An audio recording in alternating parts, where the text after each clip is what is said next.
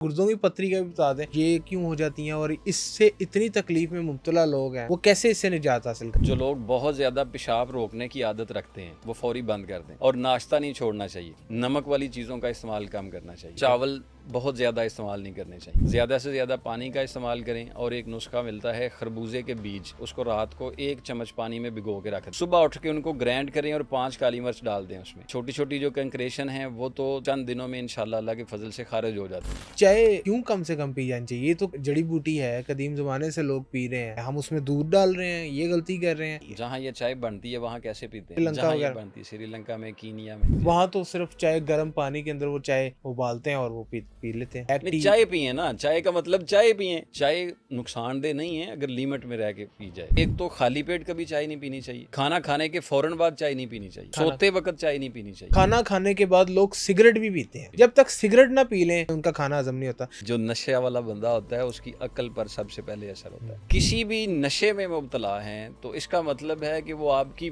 वो वाली position change कर रहा है जिससे अल्लाह ने आपको अशरफ बनाया है। वेप बहुत ज्यादा पिया जा रहा है, ई सिगरेट जिसे कहते हैं। उस सिगरेट छोड़ने के लिए लोग बड़े फख्र से कहते हैं कि देखें जी हम सिगरेट नहीं पीते, हम वेप पीते हैं। वो सबसे ज्यादा दिमागी आसाबी निजाम को मफलूज कर रहा है। वेप के कितने नुकसान हैं? जो सिगरेट के हैं उसको 10 से ज़रब दे दें। ये गुर्दों की पथरी का भी बता दें कि ये अपना ये क्यों हो जाती हैं और इससे इतनी तकलीफ में मुब्तला लोग हैं, वो कैसे इससे निजात हासिल करें। जो लोग बहुत ज्यादा पेशाब रोकने की आदत रखते हैं वो फौरी बंद कर दें।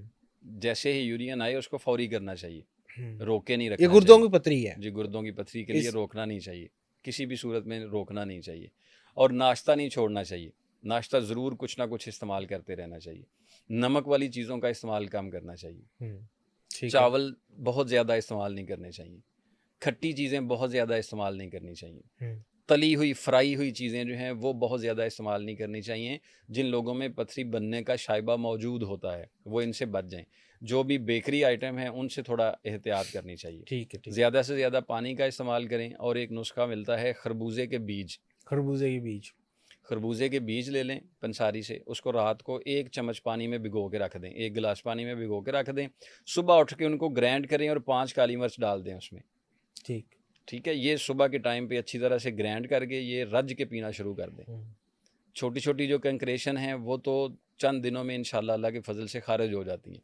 बड़ी हो, पथरियाँ बड़ी हों तो फिर उनको एग्जामिन किया जाता है कि ये टूटने वाली हैं कि नहीं है। फिर वो उसकी पोजीशन दे के उनको पथरी तोड़ने वाली कुछ दवाएं दी जाती हैं, तो उसके साथ फिर उनका इखराज हो जाता है और निजात मिल जाती है। हकीम साहब, आपने अभी जिक्र किया जैसे चाय का। चाय जो है ये कदीम ज़माने से पी जा रही है और अब तो सुनने में आ रहा है आप भी कह रहे हैं कि चाय कम से कम पी जानी चाहिए। तो चाय क्यों कम से कम पी जानी चाहिए? ये तो एक जड़ी बूटी है, कदीम ज़माने से लोग पी रहे हैं। हम कहाँ गलती कर रहे हैं? हम उसमें दूध डाल रहे हैं, ये गलती कर रहे हैं, या उसमें क्या आमेज़श ऐसी कर रहे हैं? और चाय कैसे पीनी चाहिए? जहाँ ये चाय बनती है वहाँ कैसे पीते हैं? चाइना में, चीन में कह रहे हैं कि श्रीलंका जहाँ ये वगैरह बनती है श्रीलंका में, कीनिया में, जहाँ चाय बनती है कैसे पीते हैं? ये ज़रूर गूगल सर्च कीजिए। वहाँ तो सिर्फ चाय गर्म पानी के अंदर वो चाय उबालते हैं और वो पी लेते हैं। तो इसको चाय कहते हैं ना। अच्छा हमारे यहाँ जैसे देखा जाता है कि दूध भी डाल दिया चाय के अंदर, मलाई भी डाल दी और चीनी भी डाल दी।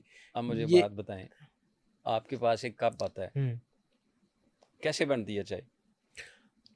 अपना बताएं, हाँ, पाकिस्तान का बताएं। अपना पत्ती डाली, पानी डाला, पत्ती? 2 चम्मच। 2 चम्मच पत्ती कितने दूध में?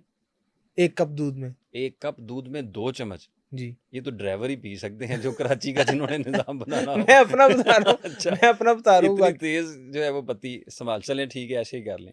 1 चम्मच चीनी, 2 चम्मच आपके लिहाज से जो है वो चाय, और 1 मग्गा दूध। तो इसमें ज्यादा क्या हुआ? दूध। तो फिर हम इसको चाय क्यों कहते हैं? ये दूध पत्ती कह लें। तो दूध पत्ती हुई तो चाय कहाँ रही? चाय किस किस्म की पीनी चाहिए? हर्बल टी होनी चाहिए या जो ब्लैक टी? चाय पिए ना, चाय का मतलब चाय पिए। चाय बनी पीने के लिए। चाय भी तो मुख्तलिफ किस्म की है ना मार्केट में। जैस्मिन टी है, लेवेंडर टी है, ग्रीन टी, मतलब ये ब्लैक टी है, ब्लैक हैं टी तो है। चाय ना। तो जहां से ये बन रही हैं वो कैसे पीते हैं? पानी के साथ पीते पानी हैं तो उसको पिए। तो हम पानी के किए तो उसको कहते हैं ये ब्लैक टी है। तो इसको वाइट टी क्यों नहीं कहते? इसको वाइट टी वाइट क्यों टी नहीं क्यों नहीं कहते, कहते? इसको सिर्फ चाय कह देते हैं। असल में हमारे जो है ना, एक नई चीज़ जब भी मुतारफ़ होती है तो फिर वो अल्लाह के फजल से बेहतरीन तरीके के साथ चल जाती है। सही। दूध का मिजाज और चाय का मिजाज, ये दोनों चीज़ों को समझना पड़ेगा, फिर उसके बाद ये चीज़ चलती है। चाय नुकसानदेह नहीं है अगर लिमिट में रह के पी जाए, मतलब दिन में 1 कप पी लें आप। दूध वाली भी हो। हाँ जी, दूध वाली आप पीनी इधर दूध वाली है। वैसे आप पियेंगे तो वो आपसे नाकाबिले बर्दाश्त है। यहाँ तो दूध खालिस नहीं पीते, पेट खराब हो जाता है। जेन्युइन मेरे पास कुछ मरीज आए, हाँ, तो खालिस दूध पिया पेट खराब एक हो बार गया। खालिस उनकी तरफ दूध गया तो वो पेट लूज हो गया उनका। हाँ, तो इस तरह की अगर चाय भी हो, एक तो खाली पेट कभी चाय नहीं पीनी चाहिए। ठीक। ठीक है, बहुत सारे लोग कहेंगे मैं तो सदियां तो पीना पिया, भाई पी रहे हैं, अल्लाह ने आपको सेहत दी है, सेहत ठीक दी है, हुई, ठीक। लेकिन तिब्बी नुक्ता नज़र से नहीं पीनी चाहिए। हुँ, खाना खाने के फौरन बाद चाय नहीं पीनी चाहिए। ठीक। हमारे यहाँ पी जाती है खाना। सोते वक्त चाय नहीं पीनी चाहिए। ठीक है। मतलब इधर चाय पी और इधर सो गए। क्या होगा जब आप खाली पेट चाय पियेंगे तो इसकी जो गर्मी खुश्की है वो पहले से ही मैदे में जो हजम का निज़ाम है उसको ये ख़राब कर देगी। तो हकीम साहब ये बेड टी का रिवाज कहाँ से आया हम में? हाँ, देख लें, ये तो बेड बदलना पड़ेगा हमें।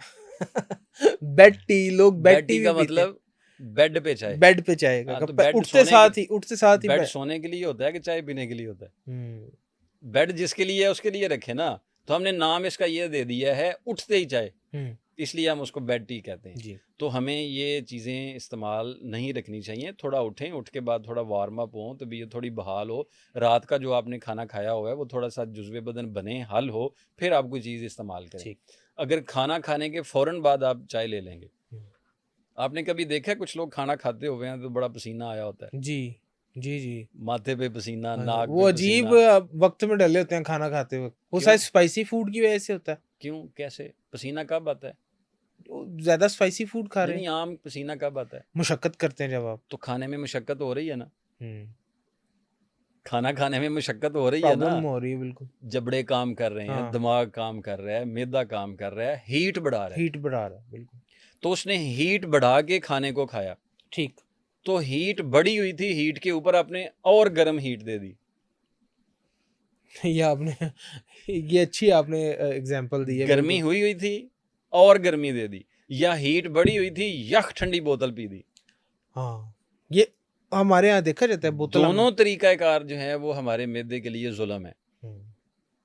पहले से हीट हाज़मे का मतलब मैदे में हरारत जितनी कायम रहती है, उतना हाज़मा ठीक रहता है। मैदे में सर्दी बढ़ती है, खराबी आ जाती है। हकीम साहब मुझे ये फिर बताएँ कि बाज़ लोग खाना हज़म करने के लिए चाय पीते हैं। वो क्या ऐसे ही कौन-सा कहवा पिए हैं? आदतन पीते हैं। कौन-सा कहवा पिए हैं कि उनका खाना जो बाद में हज़म हो जाए? अजवाइन और पुदीना। अजवाइन और पुदीना हाँ जी, कहवा पिए 2 हैं, चाय चुटकी की जगह वो अजवाइन। पी लें। हाँ जी, वो पी लें अजवाइन और पुदीना, 2 चुटकी अजवाइन, 15 पत्ते पुदीने के, इसको पानी में उबालें, उतारें और वो इस्तेमाल कर लें। और जो लोग जिनका खाना हज़म नहीं होता बोतल पिए बगैर, वो क्या करें? वो मैंने पहले एक नुस्खा दिया शुरू में, 10 पत्ते पुदीने के, 3 काली मिर्च, आधा चम्मच सौंफ। ठीक, ये उसमें मुँह पे रख के ना इसको चबाता रहे। चबाता रहे। हम ये चीज़ें ज़रूरतन अब नहीं ले रहे, हुँ, आदतन ले रहे हैं। आदतन ले रहे हैं, बिल्कुल। अब ज़रूरतन नहीं है, आदतन है। मतलब मेहमान आ गया, ਉਹਨੂੰ शिकंजवी पिया ਦਿਓ ਤੇ बोतल नहीं पूछी उन्हें मैंने। हाँ, बोतल नहीं पूछी, देखिए वाक़ई। ना, सख्त गर्मी में अगर कोई शिकंजवी का मग्गा दे दे तो नेमत है अल्लाह की हुँ। दी हुई है। अच्छा हकीम साहब ये फिर देखें सितम ज़रीफ़ी एक ये भी है कि खाना खाने के बाद लोग सिगरेट भी पीते हैं। जी। जब तक सिगरेट ना पी लें या जब तक कोई स्मोकिंग ना कर लें उनका खाना हज़म नहीं होता।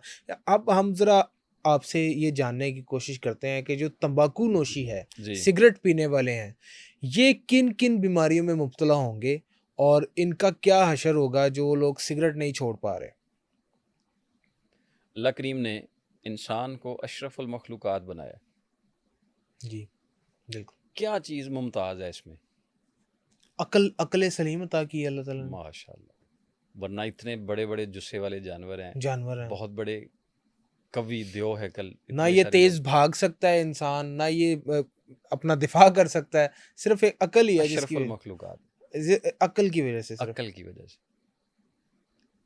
कोई सा भी नशा है, कोई सा भी नशा है, वो चाय का है, वो रोटी का है, वो सिगरेट का है, वो पान का है, वो बीड़ी का है, वो छालिया का है, हुँ। कोई सा भी नशा है, वो सबसे पहले किस पर असरअंदाज होता है?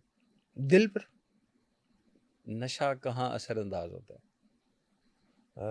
इंसान के वजूद पर अक्ल को माऊफ करता है। अक़ल को माफ़ करता है, बिल्कुल। मतलब नशे वाला बंदे को क्या पता है हाँ, क्या उसके क्या नहीं। अपने सेंसेस में नहीं रहता।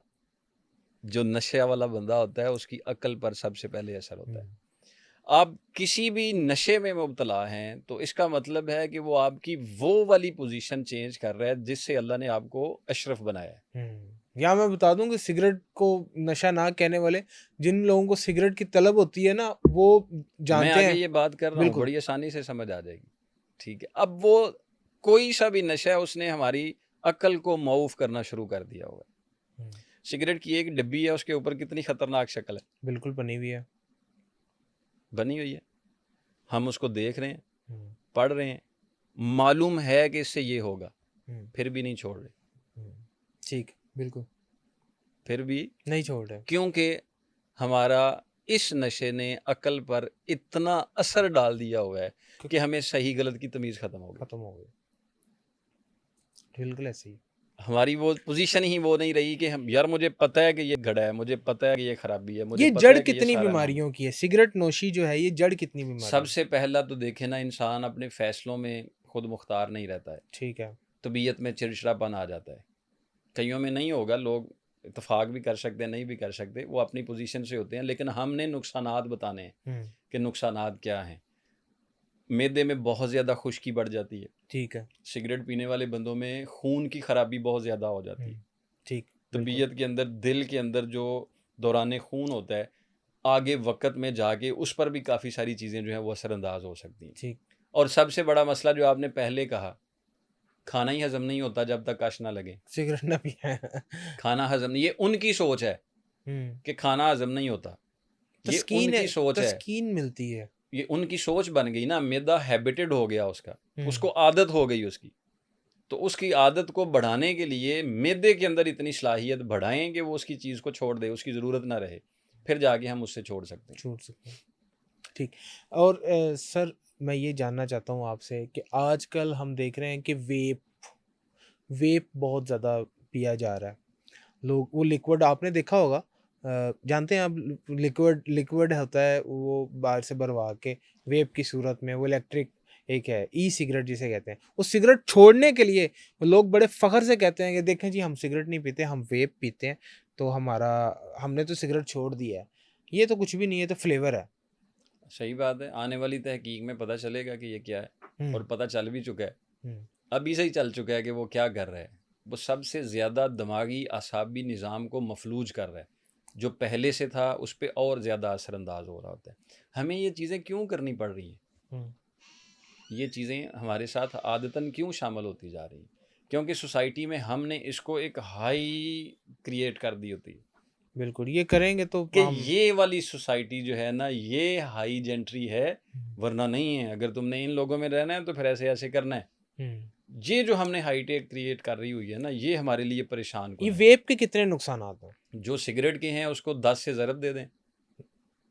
मतलब कि ये कोई अच्छी चीज़ नहीं है कि लोग सिगरेट छोड़ने के लिए वेप शुरू करते हैं। तो इसको छोड़ने के लिए फिर क्या करेंगे? हुँ, इसको छोड़ने के लिए भी कुछ ना कुछ लेना पड़ेगा। किसी भी आदत को बदलने के लिए हमें अपने जिस्मानी, असाबी, दिमागी निज़ाम को मज़बूत रखना पड़ेगा, जी। वरना हम एक से हट के दूसरे पे लग जाएँगे, जिससे फिर मसला पैदा हो जाता है। मर्दाना बांझपन भी इस वज़ह से कहा जाता है कि ये वेप पीने की वज़ह से या सिगरेट। काफ़ी सारे केसेस ऐसे हैं कि जो लोग पिछले साल 2 साल से पी रहे हैं, तो उनके अंदरूनी जो स्पर्म की क्रिएशन है वो काफ़ी हद तक डिस्टर्ब हुई है। हुँ, इसके कैसे काफ़ी केसेस बन रहे हैं ऐसे। यही मैं आपकी तरफ इसी जी। इसको ज़रा इलैबोरेट कीजिए, इसको ज़रा मज़ीद एक्सप्लेन कीजिए। ये बड़ा अहम पॉइंट है और ये आज तक डिस्कस नहीं हुआ। ये चीज़ देखने को स्टडीज़ में आई है कि जो लोग वेप पीते हैं, वो एक औलाद तो चलें फ्यूचर में जाके फिर अल्लाह उनके ताला लिए की तरफ काफ़ी से है सारे ना। मसाइल पैदा होते हैं। वैसे औलाद का होना ना होना ये तो अल्लाह के इख्तियार में है, लेकिन हमें तिब्बी नुक्ता नज़र से तो कुछ चीज़ें सामने रखनी पड़ेंगी कि कौन-कौन सी चीज़ें हमारे लिए ख़तरनाक साबित हो हुँ, रही हैं। हुँ। उनमें से एक चीज़ ये भी है।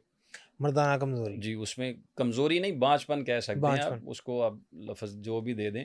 लेकिन जो हमारे अंदरूनी तौर पर इससे हार्मोन डिसबैलेंस बड़ी जल्दी हो जाते हैं। हुँ, यानी हार्मोन जो हैं वो उनका भी बैलेंस ठीक नहीं रहता। ठीक। हार्मोन्स की ख़राबी की वजह से फिर मर्दाना बाँझपन की तरफ भी जो है वो इसकी तरफ चांसेस बढ़ जाते हैं। हुँ, क्योंकि जिस्म के अंदर मुस्तकिल तौर पर एक हीट गैर ज़रूरी तौर पर बढ़ रही बढ़ होती है, रही है। जो हमारी ज़रूरत नहीं है।